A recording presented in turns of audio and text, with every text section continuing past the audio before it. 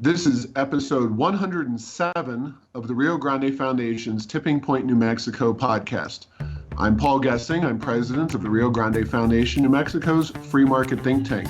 You can find out more about the foundation at riograndefoundation.org. This and every week, we'll be talking to you about public policy issues facing New Mexico.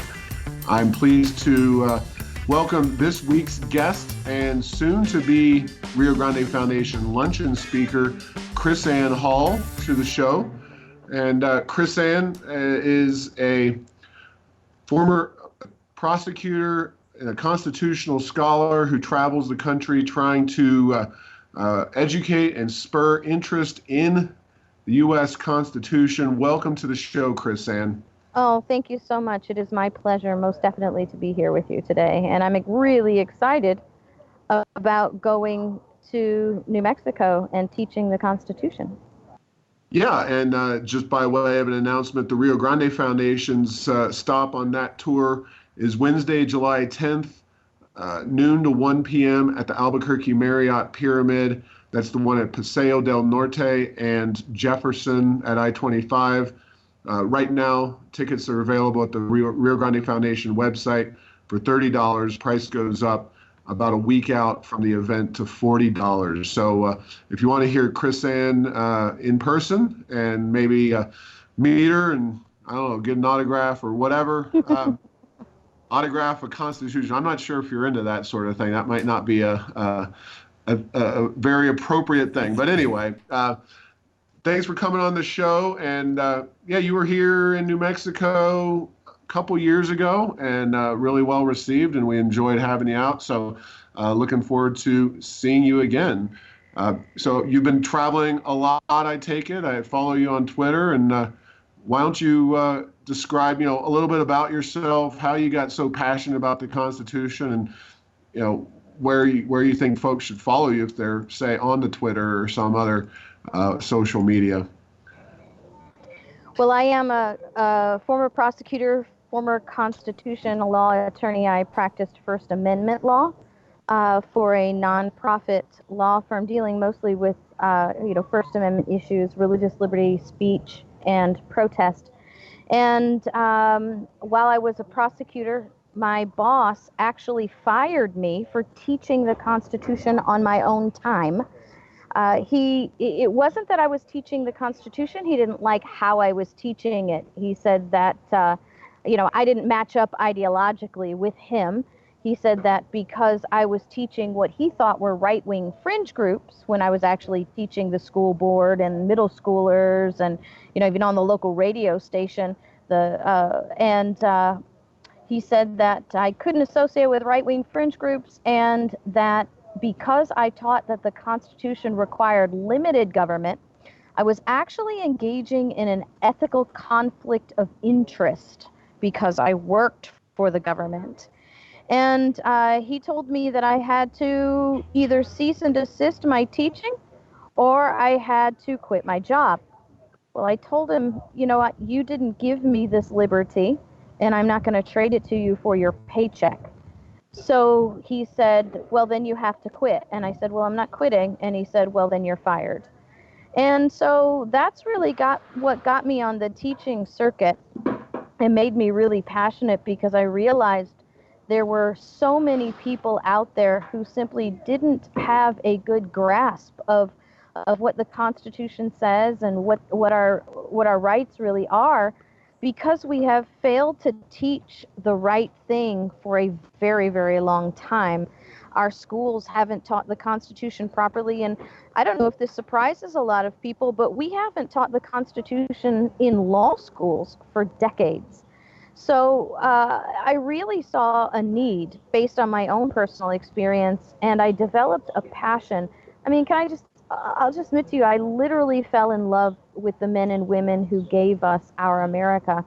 And I wanted to learn everything that I could learn about them and know everything that I could know. I started reading their writings. I started studying the documents that they wrote, because they wrote books and pamphlets and letters and essays. And they just gave us so much instruction on how the Constitution and how America was supposed to work, it just seemed ludicrous to me that the American people were being deceived into believing that the Constitution was something that was difficult to understand and that it was a living, breathing document and that only professors and politicians really knew how it worked.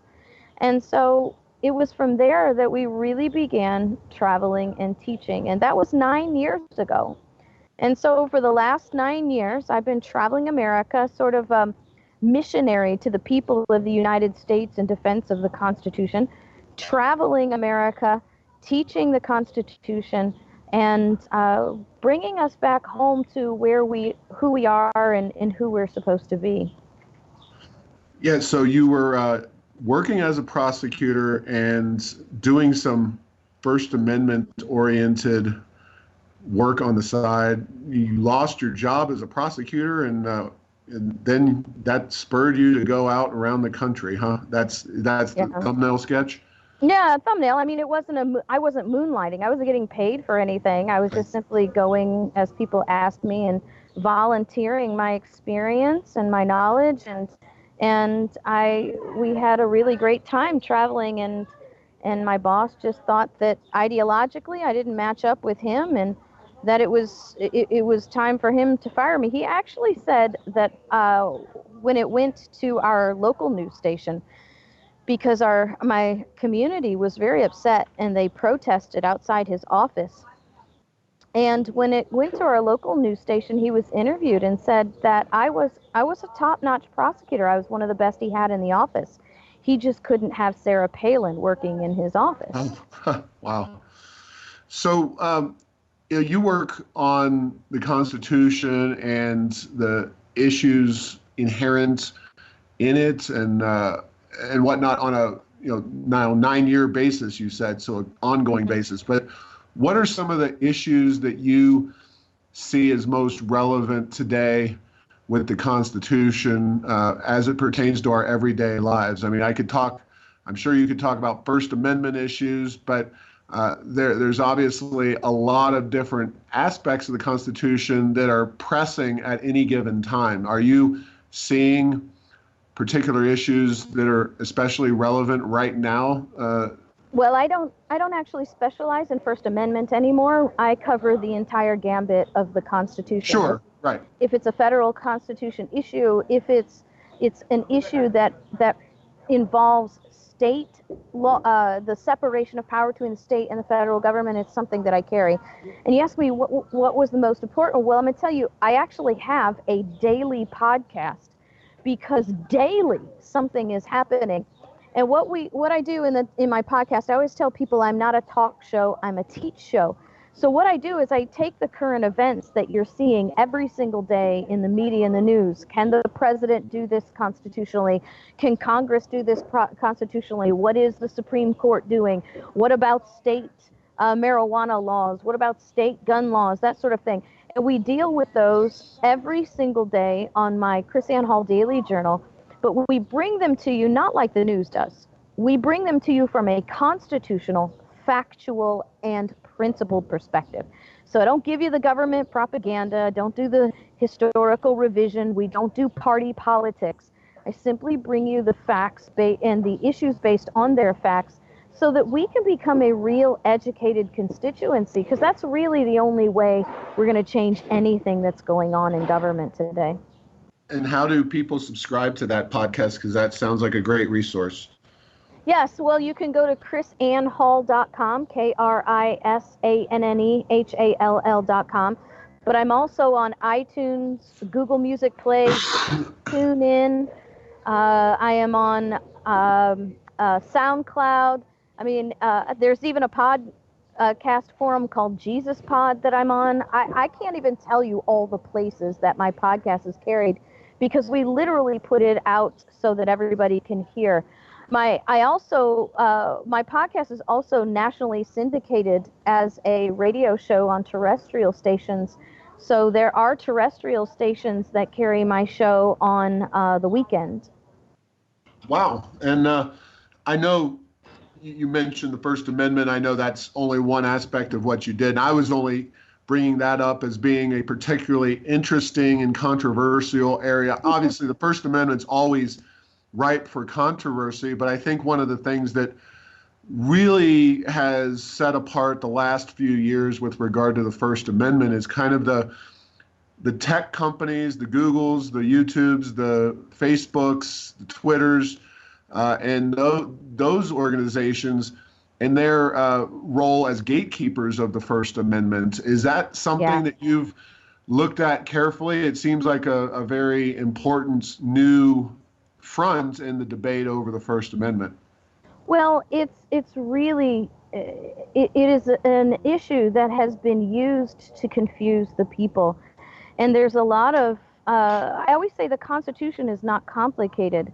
What makes government complicated is when they do not follow the Constitution, and that's our biggest problem.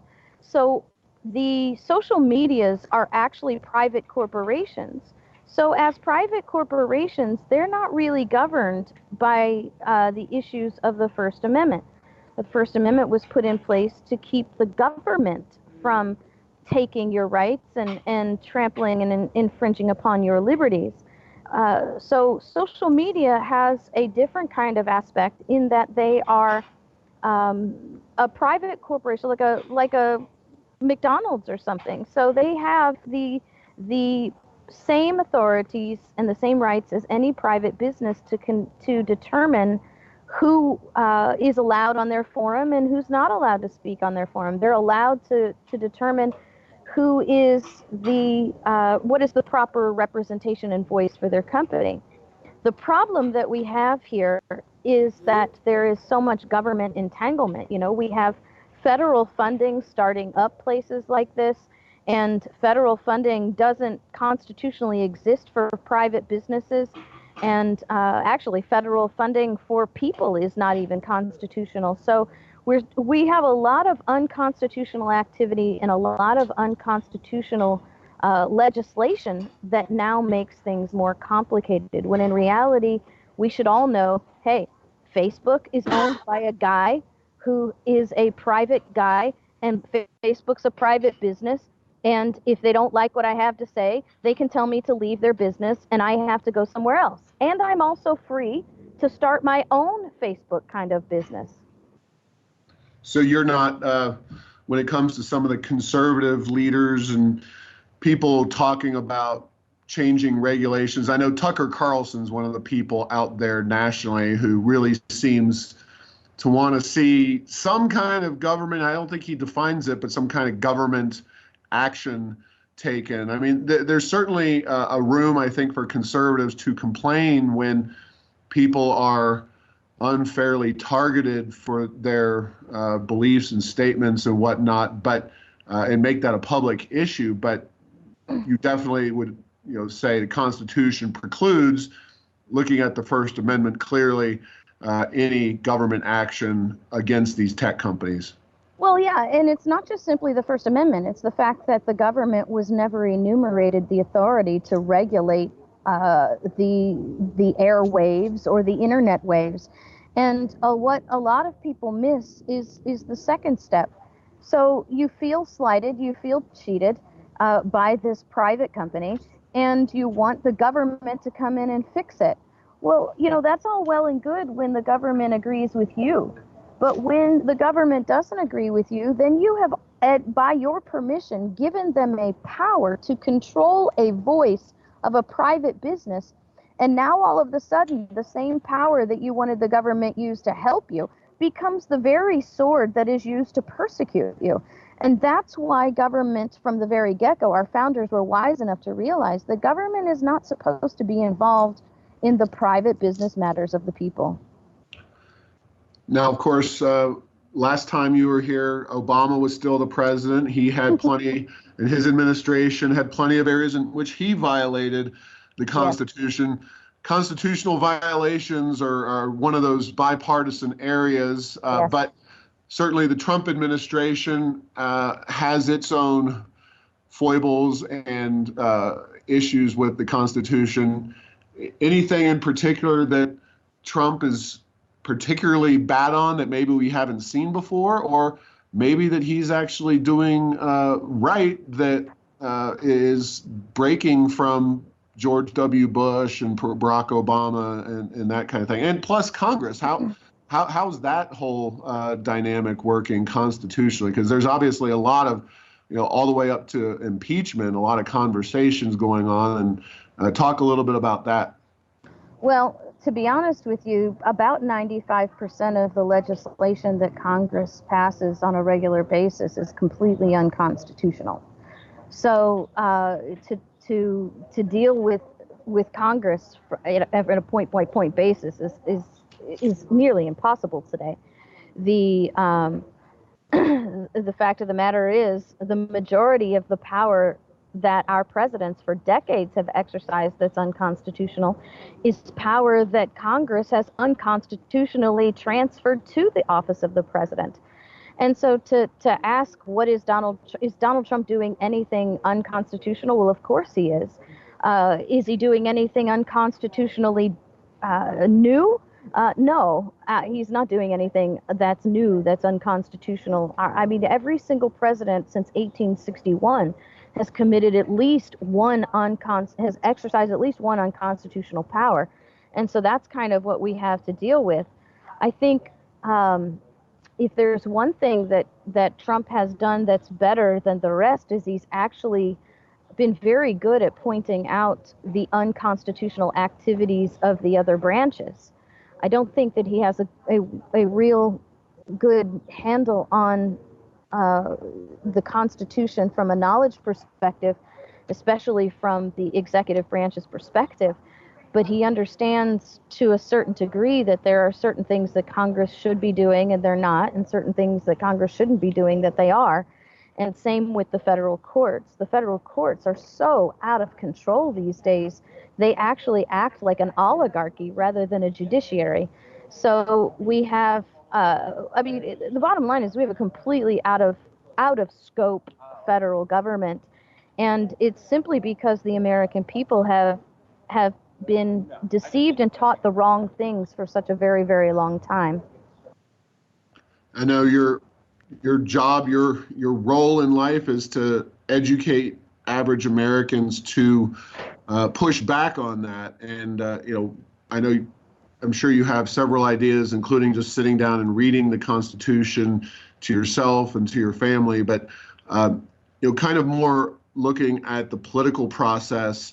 If you could get Trump or Congress to start looking at one or two specific aspects of the federal government that they could start the process of restoring constitutional government, where do you see the restoration beginning from a real world policy perspective? Because you're right, the federal government's so far away from its constitutional beginnings that even getting back on track seems like a daunting proposition.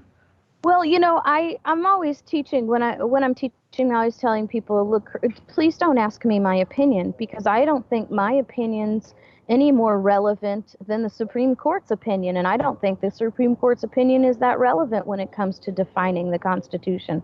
I think the Constitution is a document that is well defined by those who drafted it. So I think what's most relevant is, what did those who ratified the Constitution expect us to do when the federal government escaped its constitutional boundaries? Because I teach a class on the history of the Constitution. The Constitution was not invented in 1789. It took 700 years to write our Constitution. There are 5 documents that were written between 1014 and 1789 that actually became between 1014 and 1788 that became, or I'm sorry, 1688. My dates are running together in my head. From 1014 to 1688 that actually became our Declaration of Independence, our Constitution, and our Bill of Rights. And so without understanding where we came from, it's impossible for us to actually understand how things are supposed to work. And so relevant in the understanding of what the solutions are what those who ratified the Constitution expected us to do. They expected, I know that might be kind of hard to believe, but they actually expected that liberty would bring such a prosperity that the people would become lazy in their luxury, complacent and compliant in their comfort, become pacified in their prosperity. And at that point in time, what Richard Henry Lee called an unavoidable interval of inattentiveness, the government would naturally increase in power as the people became apathetic about their government. And so they gave us a plan. They gave us a solution, and it's in writing. And so I love teaching the solution that they have for us. I wrote a book called Sovereign Duty that lays out that solution. When I'm in New Mexico, we're going to be teaching that solution in several of our classes. And it's just something that the American people need to become reacquainted with, because the solutions to fixing what's wrong with government are the exact same solutions that existed in 1789 when we ratified and created the government. So you're going to be talking at the Rio Grande Foundation luncheon. Again, that's Wednesday, July 10th, noon to 1 p.m. You're going to be discussing the 9th and 10th Amendments, or the 10th Amendments especially, but the 9th and 10th Amendments really work hand in glove. And they essentially, when taken together, put the whole Constitution, and you can certainly correct me if I'm wrong, but my understanding is they take the Constitution and put it in context and basically say, look, this is a specific outline of what the federal government should do. Everything else, according to the 9th and 10th Amendment, should be either states or individuals. So if I'm wrong in stating it that way, please let me know. But kind of talk about the importance in our last few minutes together of the 9th and 10th Amendments, and what we would see differently if our government actually obeyed it. Well, if let me rephrase your question a little bit. What would we see differently if the people actually understood the 9th and 10th Amendments? Because our Constitution was never written to be a control of the government. Our Constitution is not how we limit government. James Madison referred to our Constitution as a parchment barrier. I mean, it's nothing but ink and paper. The only guard in control of our government is the people. So the fundamental breakdown in America is not your congressman. Don't blame your congressman for wanting more power, because that's what people in government always do. The breakdown in the American political system is the people. Samuel Adams said, "No people will tamely surrender their liberties nor be easily subdued when knowledge is diffused and virtue is preserved." He said, "But on the contrary, when the people become universally ignorant and debauched in their manners, they will sink underneath their own weight without the aid of foreign invaders." And that's what's happening in America. We stopped controlling our government because we forgot how to do it, and we forgot to teach ourselves how to do it. And the 9th and the 10th Amendments are really the handholds of the reins of power of all government.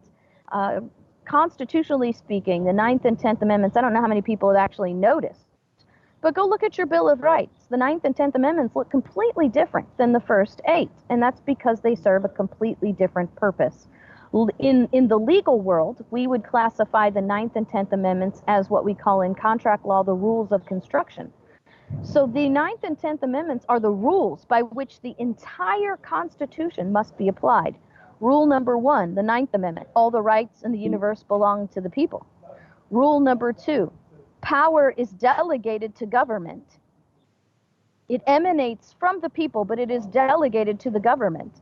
And the power that is delegated to the federal government is few and defined, and the powers that are delegated by the people to the states are enormous and unlimited. And you have done some educational, of course you're educating yourself, but you've also gotten behind a Liberty First University. Yes. Is that dedicated to homeschoolers, or is that more broad-based in its approach? Oh my goodness, we have middle school students, high school students, college students. I have law students that that are enrolled at Liberty First University, members at Liberty First University, because we're not teaching this stuff in law schools. I have legislators who are members. I have sheriffs who are members. We have all classes, all ages, all kinds of all people that are members at Liberty First University, because this is the education about the Constitution, about American history, as if the founders themselves were teaching it, that is simply not taught anywhere else. And I don't say that because it's my training. I say that because it's true. I say that because it's a sad indictment on what we have out there available. But there is no one else. And I mean that as broadly and as specifically as I can say. There is no one else teaching the Constitution from the founders' perspective like this. There's nobody teaching the scope of American history the way we teach it.